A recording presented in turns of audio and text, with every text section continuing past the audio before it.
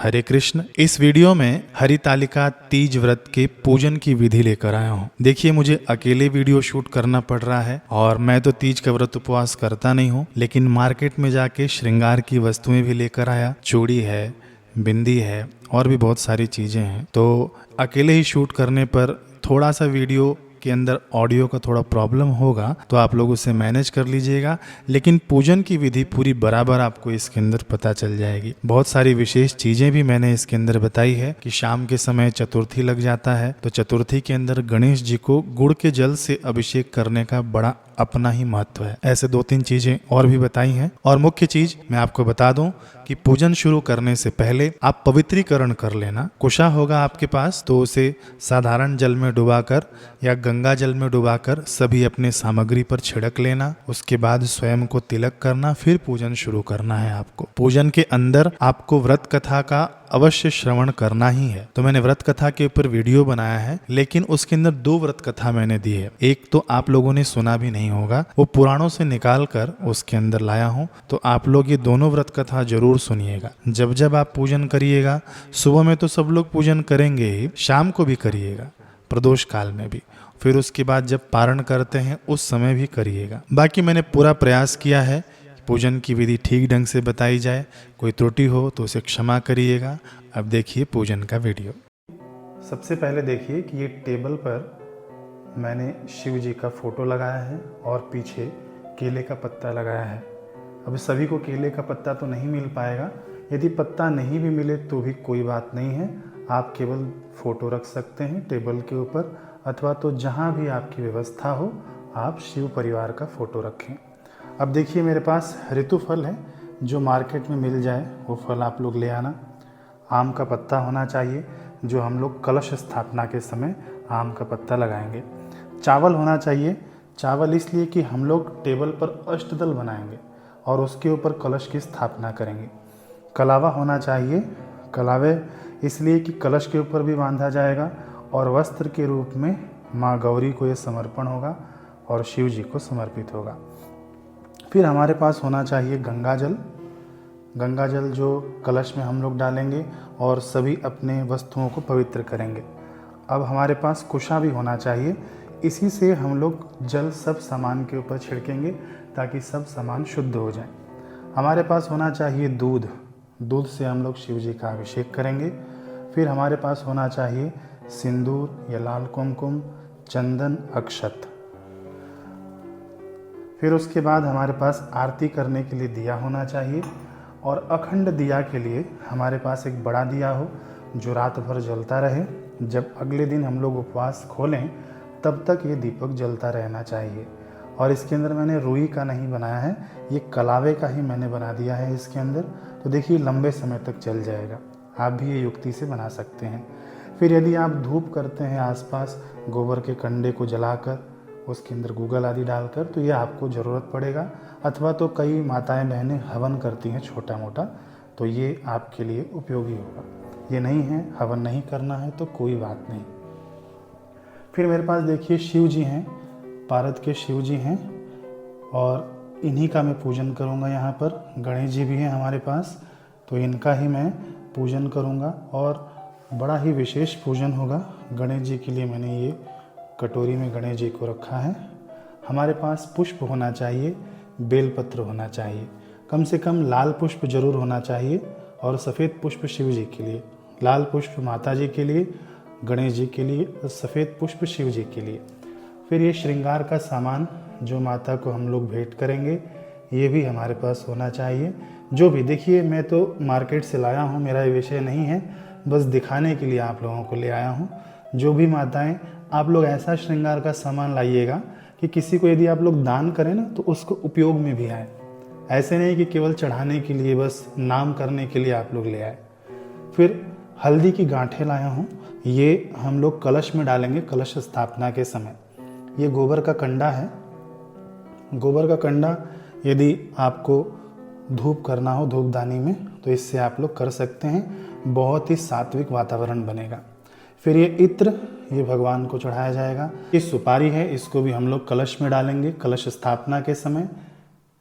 फिर ये देखिए लाल वस्त्र, अभी हम लोग इस टेबल पर बिछाएंगे और उसके ऊपर भगवान की स्थापना करेंगे।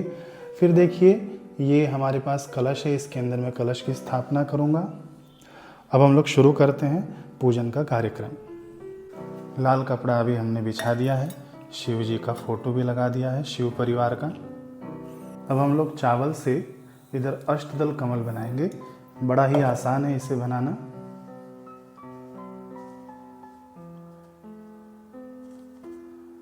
पहले 4 लाइन ऐसे खींच लें। इसमें 8 पंखुड़ियां होती हैं।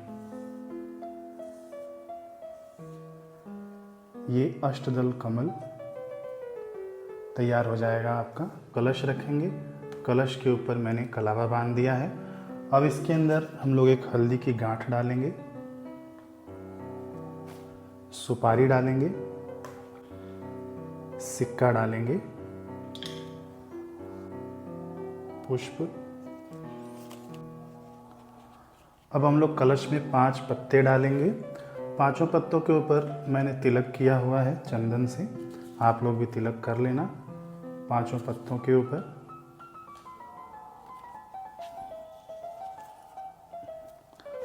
कलश में हम लोग गंगा जल डाल देंगे थोड़ा सा। अब इस कलश के ऊपर 5 तिलक कर दें आप।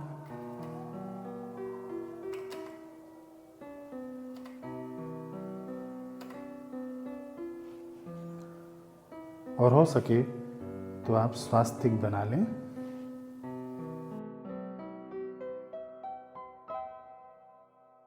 है सिंदूर से।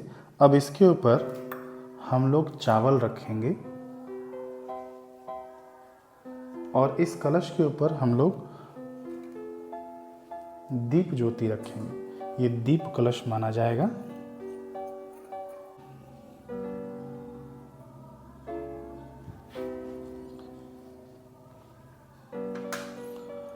देखिए सबसे पहले हम लोग गणेश जी का पूजन करेंगे। गणेश जी के पूजन के लिए हम लोग कटोरी ले लें। कटोरी के अंदर गणेश जी को रखें। अब देखिए तृतीया तिथि में हम लोग सुबह में पूजन करेंगे, लेकिन जब हम लोग शाम को पूजन करेंगे ना तो उसके अंदर चतुर्थी लग जाएगा। गणेश चतुर्थी वाली तिथि शाम से शुरू हो जा रही है। तो गणेश चतुर्थी के दिन गणेश जी को गुड़ मिश्रित जल से यदि स्नान कराते हैं तो उसका बड़ा ही अद्भुत लाभ बताया है हमारे शास्त्रों में। तो ये मैंने जो जल लिया है इसके अंदर मैंने गुड़ मिला दिया है। नॉर्मल जल है, बस मैंने इसमें गुड़ घोल दिया है। तो हम लोग भगवान को स्नान कराएंगे। स्नान कराने का मंत्र यदि आपको नहीं आता हो तो केवल ओम गम गणपते नमः इस मंत्र को बोलते हुए आप भगवान को स्नान करा सकते हैं। ये बिल्कुल ही सरल ढंग से मैं बताऊंगा जो सभी माताएं बहनें कर सकती हैं। ओम गम गम गम गणपते नमः। ओम गम गणपते नमः। ओम गम गणपते नमः। ओम गम गणपते नमः। ओम गम गणपते नमः। ओम गम गणपते नमः। अब हम लोग ये जल अलग कर देंगे, गुड़ वाला जल। अब हम लोग भगवान को शुद्ध जल से स्नान कराएंगे। शुद्ध जल में थोड़ा गंगा जल आप लोग मिला लेना। ओम गम गणपते नमः। ओम गम गणपते नमः। ओम गम गणपते नमः। ये जल भी हम लोग अलग कर लेंगे। अब हम लोगों को भगवान को स्थापित करना है, तो इसी में हम लोग स्थापित करेंगे। चावल का आसन दे दें, अक्षत का थोड़ा पुष्प रख दें। अब हम लोग गणेश जी को यहाँ पर आसन पर विराजित कराएंगे। सर्वप्रथम हम लोग तिलक करेंगे गणेश जी को सिंदूर से। अब हम लोग पुष्प अर्पित करेंगे गणेश जी को। पुष्प केवल कोरा पुष्प नहीं अर्पित करें, पुष्प में अक्षत जरूर रख लें। अक्षत के साथ पुष्प अर्पित करना चाहिए भगवान को। हमने गणेश जी को पुष्प अर्पित कर दिया। लाल पुष्प हो तो सबसे उत्तम। अब हम लोग गणेश जी को रख देंगे। अब हम लोग शिव जी का पूजन करेंगे। देखिए जिनके पास शिवलिंग नहीं हो तो कोई बात नहीं, आप लोग तस्वीर पर भी पूजा कर सकते हैं। देखिए मेरे पास यहाँ पर शिवलिंग है। यदि आप लोग पार्थिव शिवलिंग बनाते हैं तो पार्थिव शिवलिंग पर भी आप पूजन कर सकते हैं। और जो लोगों के पास पार्थिव शिवलिंग नहीं है तो वे लोग तस्वीर पर, फोटो पर पूजन कर सकते हैं। सर्वप्रथम आप शिव जी को तिलक करें चंदन का, माता जी को सिंदूर का या कुमकुम का लाल तिलक, गणेश जी को भी,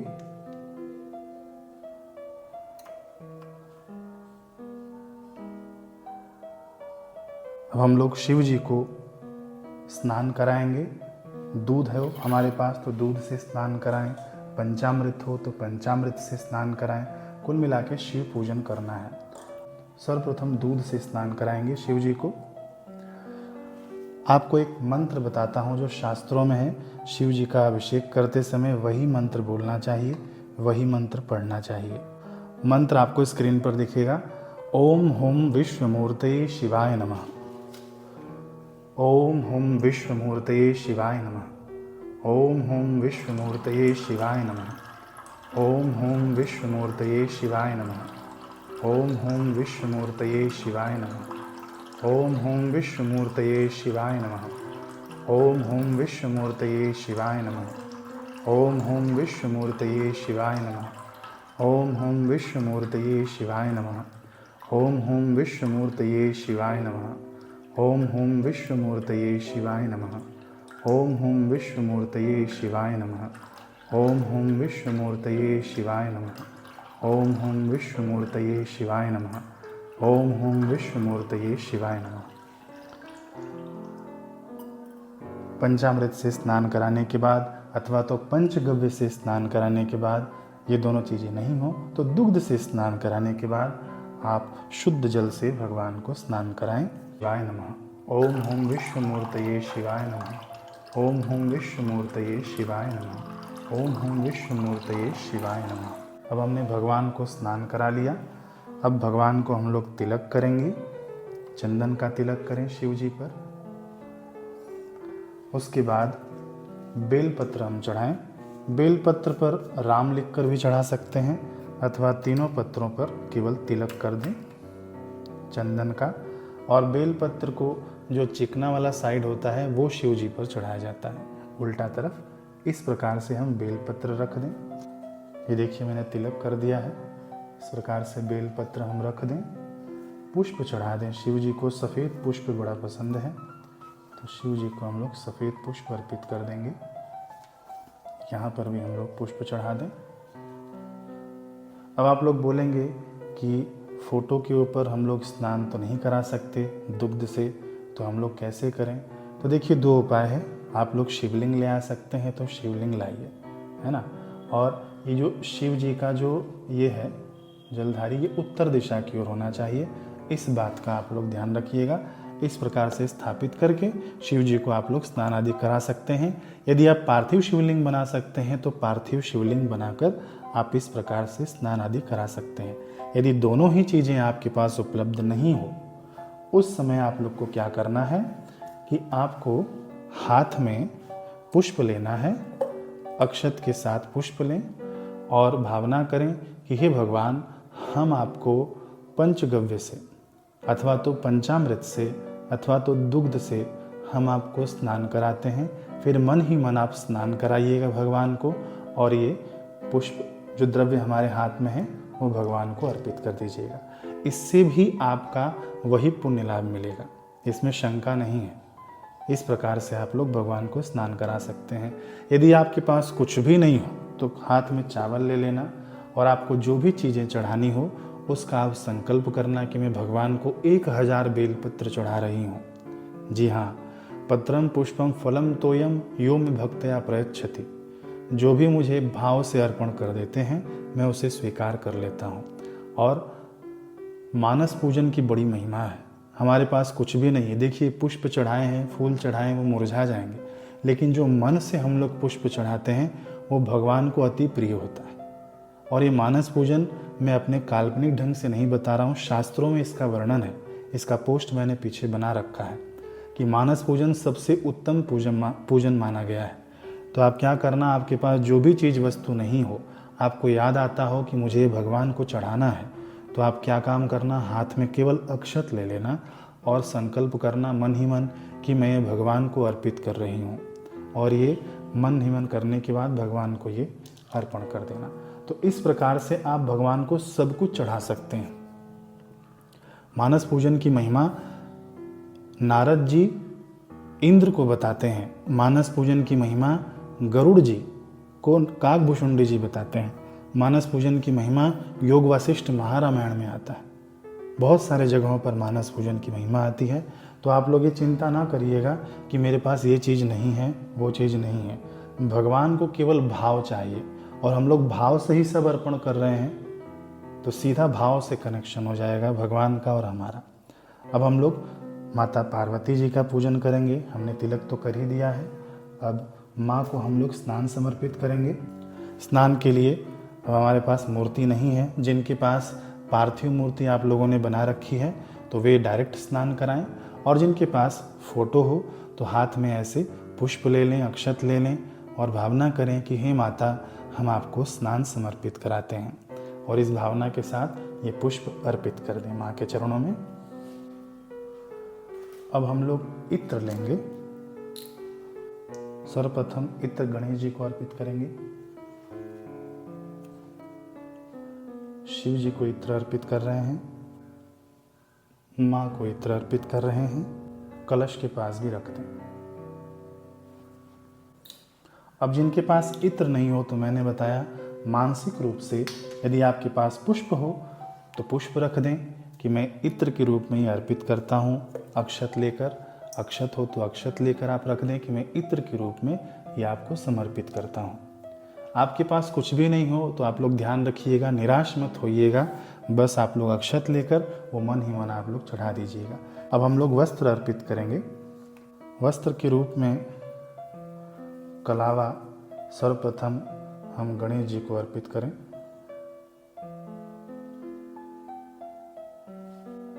फिर शिव जी को, मां को। अब हम लोग ऋतुफल समर्पित करेंगे।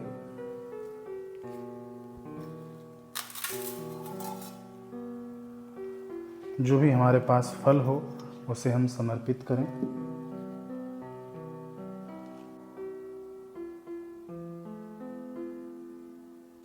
मां को हम लोग श्रृंगार की वस्तुएं भेंट करेंगे।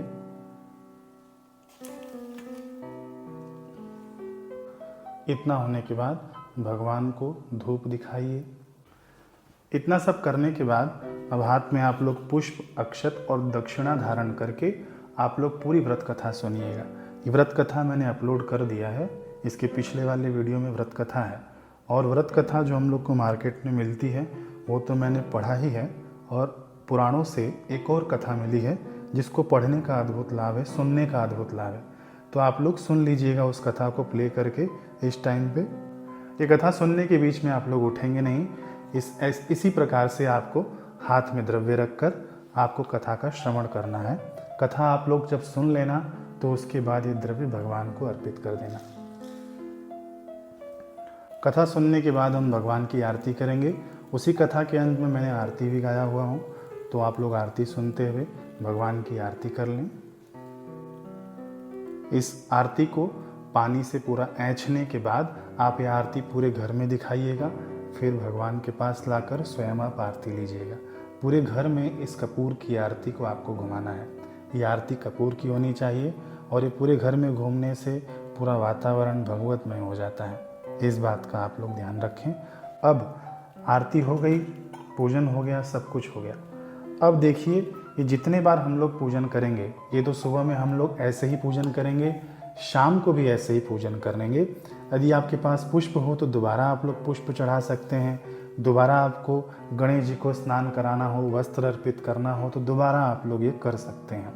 यदि कुछ नहीं कर सकते हैं, एक बार आप लोगों ने सुबह में पूजन कर लिया हो, कुछ नहीं कर सकते हैं, तो फिर से आप लोग धूप जलाकर केवल दिखा दीजिएगा, हाथ जोड़ लीजिएगा, आरती कर लीजिएगा।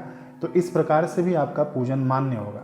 लेकिन हर पूजन में आपको ये व्रत कथा जरूर सुनना ही है। यदि आप 2 टाइम पूजन करते हैं तो दोनों टाइम आपको सुनना चाहिए। 3 टाइम करते हैं, 4 टाइम करते हैं, तो आपको हर पूजन में ये व्रत कथा सुनना ही पड़ेगा। इससे आपका पूजन संपन्न होगा। हाँ, मैंने आप लोगों को बताया था वीडियो में अपने कि आप लोगों को संकल्प लेना है। पूजन करने के बाद आप लोगों को संकल्प लेना है कि आपको व्रत कैसे रखना है। संकल्प के लिए हाथ में पुष्प ले लें, अक्षत ले लें और आप लोगों को जैसे भी संकल्प करना है कि मैं शाम तक व्रत रखूँगी। जो गर्भवती माताएं बहनें हैं वे लोग भी संकल्प ले सकती हैं कि जो गर्भस्थ शिशु है उसकी रक्षार्थ मुझे जो भी यदि जलपान करना हो या तो फल खाना हो तो मैं खा लूँगी, ये गर्भस्थ शिशु की रक्षा के लिए। इतने बजे तक व्रत रखूँगी, शाम तक व्रत रखूँगी अथवा तो सुबह तक व्रत रखूँगी। इस प्रकार से आप संकल्प लेकर पूजन के बाद ये सामग्री भगवान को अर्पित कर देना, तो ये आपका मान्य होगा। और देखिए, मैंने बताया है कि लोग डराते हैं कि आप लोग ऐसा करिए नहीं तो ऐसा हो जाएगा, आपका बुरा हो जाएगा, उल्टा हो जाएगा, तो उनकी आप बिल्कुल मत सुनिएगा। ये देखिए, जगत माता है, जगत पिता है, ये दुख हरता नाम है इनका। तो ये आपको दुख कैसे दे सकते हैं? क्या आपके माँ बाप आपको दुखी कर सकते हैं? नहीं ना। तो ऐसे ही ये भी माँ बाप हैं हमारे। इस बात का आप लोग ध्यान रखिएगा। ये पूजन आपका हो गया। अब देखिए, मैं पारण की विधि बताता हूँ कि पारण कैसे किया जाएगा। मैं एग्जाम्पल के तौर पे आप लोगों को बता रहा हूँ। पारण के समय क्या होता है कि आप लोगों ने पूजन कर लिया, व्रत कथा सुन लिया, तो पारण के समय माँ से सुहाग लिया जाता है। तो आप लोग नई सिंदूर की डिब्बी लाना। जो आप लोग सिंदूर की डिब्बी यूज़ करते हैं वो नहीं होना चाहिए। और मान लीजिए आपके पल्लू है, आपका पल्लू है, तो इस पल्लू से आप ये नई डिब्बी में आप लोग डुबोना सिंदूर और एक बार माँ को लगाना, फिर इसी पल्लू से अपने मांग पर लगाना। फिर मान लीजिए कि हमने यहाँ पकड़ा था ना, तो अब दूसरी जगह पकड़ना है क्योंकि वो जूठा हो चुका है पहले वाला। फिर ऐसे फिर से डुबोना है, फिर से माँ को लगाना है और यही अपने मांग पर लगाना है। ऐसे 2 से 3 बार करें और आखिरी बार ये सिंदूर डुबोकर जब माँ को लगाएंगे तो आखिरी बार वाला आपके पास जो सिंदूर दानी है, आपके पास जो सिंदूर दानी है उसमें आपको ये सिंदूर छोड़ना है, तो वो पूरा का पूरा माँ का प्रसाद हो जाएगा। ये आपको सुहाग लेना हो गया। अब देखिए, ये चूड़ी है, चूड़ी भी सुहाग की ही निशानी है। तो इसमें से माँ को ये अर्पित करके, माँ को छुआ के आप 2 चूड़ी रख लें, पहन लें।